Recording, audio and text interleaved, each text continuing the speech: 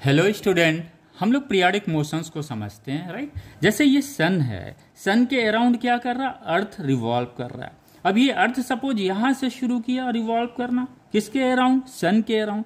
तो एक certain period के बाद ये सन फिर यहाँ पे आ जाता है और फिर उसी पाथ को रिपीट करता है, यहाँ से फिर रिपीट करता है, फिर यहाँ पे आ जाता है एक टाइम, सर्टन टाइम के बाद फिर अपने पाथ को रिपीट करता है। सेम चीज क्या करता है, ये अर्थ है, मून भी सेम चीज करता है। अर्थ के अराउंड क्या करता है, यहां से शुरू किया, एक सर्टन टाइम के बाद वो यहां पे पहुंचा, फिर एक उस टाइम के एक सर्टन टाइम के बाद फिर अपने पाथ को रिपीट कर रहा है।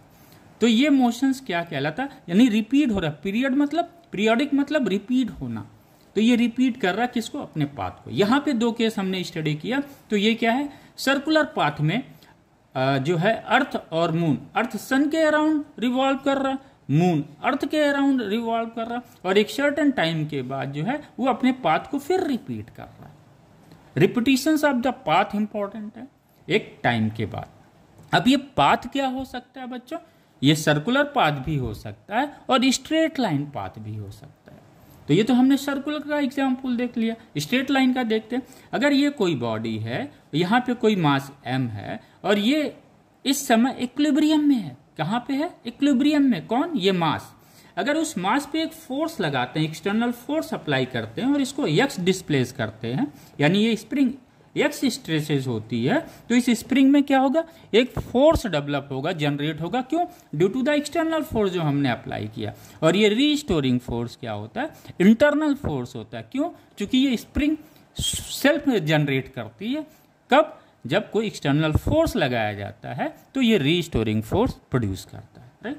आइए, अब इसको अगर हमने छोड़ दिया तो ये बॉडी क्या करेगी, दिस बॉडी, ये यहां से ऐसे ऐसे चलेगी, अपने पाथ को रिपीट करेगी, राइट।